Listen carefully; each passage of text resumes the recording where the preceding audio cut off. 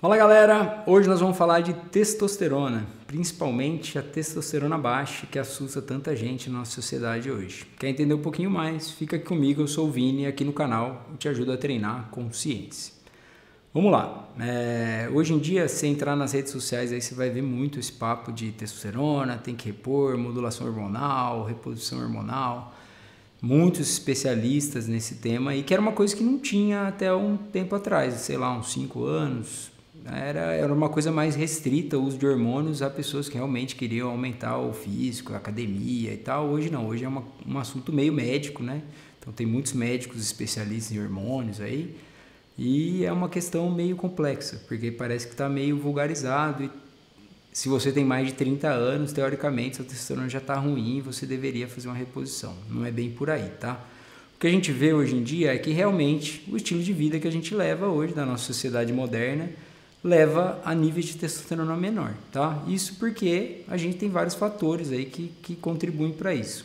Como, por exemplo, a obesidade, que é uma coisa que só aumenta no mundo hoje.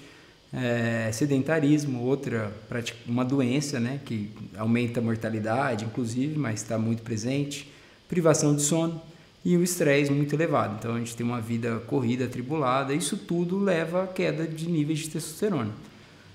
Agora, falar que a testosterona que seria a causa, então a gente repõe a testosterona e vai melhorar tudo isso, não sei te dizer se é por aí, tá? Geralmente os estudos ainda não mostram esse caminho. E aí a gente tem que avaliar uma coisa mais a longo prazo e saber quais vão ser os resultados disso, quais são os riscos e tal. Se você é uma pessoa que se encaixa nesse quadro, eu recomendo que você procure um endocrinologista, que são os médicos que são especialistas em hormônio mesmo, e aí converse com ele e vocês avaliam isso junto. O que eu quero comentar aqui é a turma que está no outro espectro, porque a gente sabe que se a pessoa então não tem obesidade, tem baixa porcentagem de gordura, é magro, faz atividade física, essa pessoa deve ter uma testosterona melhor, tá?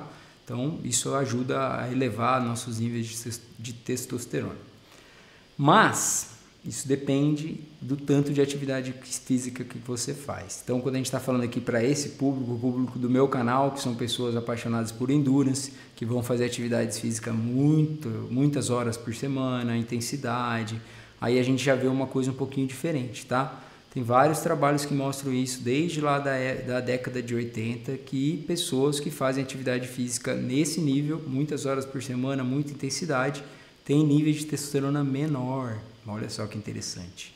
Principalmente em endurance, tá? Então, quando a gente está falando aqui ciclismo, triatlon, corredores de longa distância, nossos níveis de testosterona vão ser mais baixos, tá?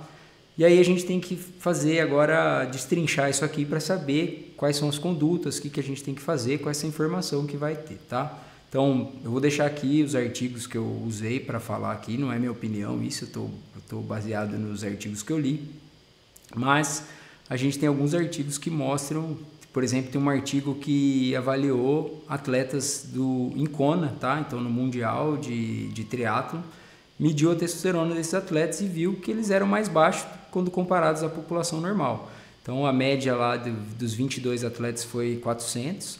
Tinham 9 atletas que estavam ali mais próximo disso, mais bem considerado normal. 9 atletas estavam numa área meio cinzenta e 4 atletas estavam em níveis que eram considerados realmente baixo androgênica, tá? Deficiência androgênica, então estavam realmente baixo. Quando a gente fala nesses valores de limites aí, hoje em dia se fala em 300, 250, vai variar com o laboratório que você vai fazer, mas teria que ter 2 medidas abaixo desses valores, tá? De 250 ou 300. Mas não é só isso, tá? Se você tiver só isso, não quer dizer que você tem uma baixa androgênica, porque a gente tem que associar isso à clínica, então tem que ter sintomas. E aí entra um pouco do problema também, porque os sintomas são muito genéricos. Então, fadiga, dificuldade de concentração, tem várias coisas que são bem subjetivas. E hoje em dia, quem que não está fadigado, quem que não tem baixa concentração, perde memória, então tem que tomar cuidado. Geralmente a gente tenta ir um pouquinho mais no homem principalmente, para a parte sexual. Então, ereção matinal, se você não tem ereção matinal, perda de libido, que também é um pouco complicado, dependendo do relacionamento que essa pessoa tem. qualidade das ereções. Então a gente teria que associar isso, tá? Mas voltando para o atleta aqui, a gente percebe então que atletas de endurance têm esses níveis baixos. E aí a gente está falando de pessoas que foram classificadas para o Mundial de Triatlon em Kona, tá? Corredores, maratonistas também, a mesma coisa. Então são atletas de elite. E aí a gente pensa, pô, esses caras estão doentes, o cara foi lá correr Kona, então não tem fadiga crônica aí, né? Tem fadiga porque ele está treinando muito, com certeza ele treinou demais, tem disposição para ir treinar e fazer um mundial lá. Então, a princípio, isso seria uma adaptação, tá? Então, existe isso, tem uma linha de pesquisa que a hipótese é de que seja uma adaptação, nosso organismo se adapta e essa testosterona baixa seria isso, tá? É uma tentativa do corpo de ficar mais eficiente. Então, a gente gasta menos energia com outras coisas, como, por exemplo, inflamação, imunidade e nosso controle hormonal, fica tudo um pouquinho mais baixo, você gasta menos energia, tá? Isso é uma teoria interessante do Ponzer, que ele avaliou, inclusive, tribos na Tanzânia, lá de caçadores-coletores, que não tem nada a ver com o nosso padrão de vida aqui, de fast food, dormir tarde, trabalhar muito, e viu que esses caras que a tribo anda muito, são extremamente ativos, tinham níveis de testosterona de 30% a 50% menor do que a população ocidental aqui nossa. E eles não tinham nenhuma queixa, nenhum problema de saúde, tá? Mas na verdade, avaliaram também o gasto energético total deles.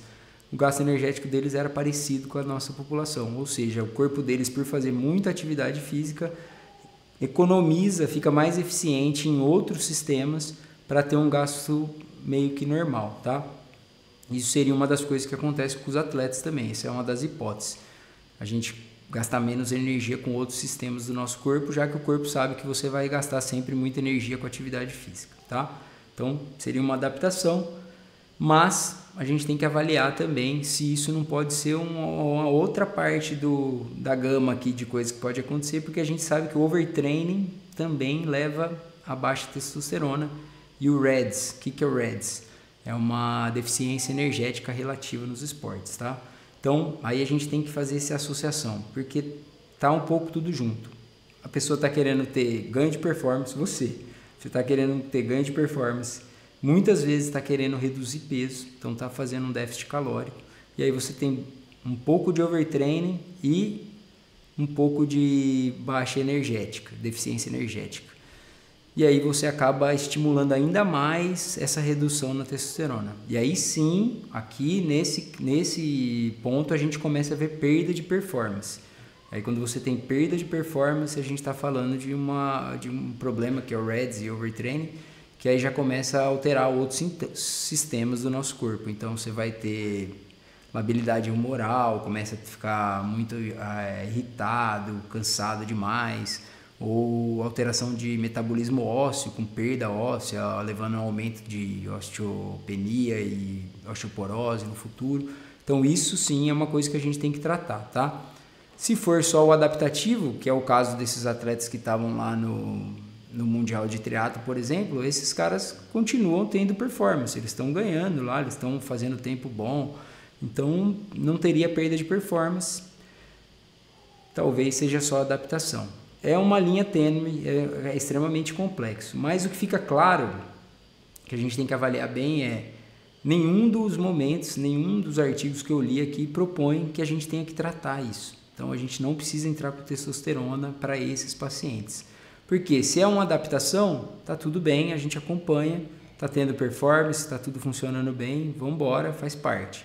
Se você está num overtraining em REDS, o tratamento não é entrar com testosterona, e sim ajustar a carga de treino, reduzir e aumentar a ingesta calórica. Então eu tenho que te dar mais energia e a gente vai compensar isso dessa maneira, esse é o tratamento. Inclusive porque você é um atleta, você está participando de competições, e aí quando a gente está participando de competições, a regra diz que você não pode usar testosterona, tá? E assim, esse não é um tratamento elegível para um atleta. Por quê? Porque a gente tem as associações de antidoping, né, a ABCD aqui no Brasil, e quando a pessoa precisa usar uma medicação que é proibida, a gente pode fazer uma AUT, né, que é um termo para eles liberarem essa medicação para esse atleta. Mas no caso dos hormônios, eles nunca são liberados, tá? A não ser que você tenha realmente, sei lá, a pessoa perdeu o testículo, ou teve um tumor na hipófise e não produz LH e FSH para estimular o testículo. Aí são casos bem exclusivos, assim. Mas nesses casos que você só tem a baixa ali, não necessariamente pode ser por treino demais e tal, testosterona não é liberado, tá? Não tem como fazer isso. Nem testosterona, nem os outros medicamentos que a gente sabe que existe aí, como clomifeno, que vão aumentar a sua produção endógena. Mas isso aí esbarra num problema muito grande, porque hoje em dia, se você for em muitos médicos aí, ele vai lá, vai ver sua testosterona de 350 e vai falar que você tem que tomar testosterona. E aí, tudo bem, se você acha que você tem que tomar, pelo menos você tem que saber os riscos, tá? Porque eu ouço muito nas redes sociais o negócio de tal, não, quem vai causar problema são doses suprafisiológicas. E aí, o que significa dose suprafisiológica? Com certeza, o cara da academia lá, que tá fisiculturista, que tá com 1.500, 2.000, 3.000 de testosterona, ele tá fazendo uma dose suprafisiológica. E ele vai ter problemas de saúde, a gente sabe que tem várias alterações, saiu um trabalho recente mostrando aumento de risco cardiovascular, de infarto, várias coisas. Beleza, esse é um ponto. Agora, quando a gente fala suprafisiológica, parece que se você entrar lá com 400 e eu jogar a sua testosterona para 800, que ainda está no normal, tá tudo bem. E eu não acho que é bem por aí, porque 400 é normal. Então, assim, esse suprafisiológico é suprafisiológico para você.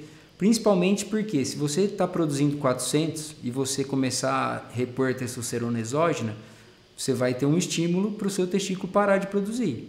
E aí sim você vai entrar num quadro de hipogonadismo. Seu testículo não produz mais porque você está dando testosterona exógena. E aí qual que é o plano? Vai ficar tomando testosterona o resto da vida. Porque seria isso. Então, se você vai fazer uma reposição, é igual a reposição de tireoide. Minha tireoide não produz, eu vou tomar hormônio e vou tomar o resto da vida. Não vou parar em algum momento. Então, tem que avaliar isso. E aí, a gente pega pessoas que são jovens, então uma pessoa de 30 anos, teve filho, porque quando a gente atrofia nosso testículo, a gente pode ter problemas de infertilidade também, tá? Sua pressão aumentou, perfil lipídico, nosso colesterol LDL tende a aumentar com essas doses. Então, tudo isso leva a algum tipo de risco. E aí, quando a gente está falando E aí, você vai ver que eles vão trazer um estudo que chama Traverse, que pegou pacientes mais velhos que tinham problemas de coração, tinham feito até intervenção no coração e tal, e repuseram testosterona, e aí eles falam, não teve aumento de evento cardiovascular nesses pacientes. E eles extrapolam essa segurança para o outro público, que não é esse o caso, porque nessas pessoas do Traverse, eles tinham realmente 2 medidas abaixo de 300, tinham um problema de saúde, queixa, né? Tinham um sintoma, e eles fizeram uso de um gelzinho de testosterona e subiu ali para 600 e pouco, na média, e eles não tiveram eventos a mais, mas foi só isso, tá?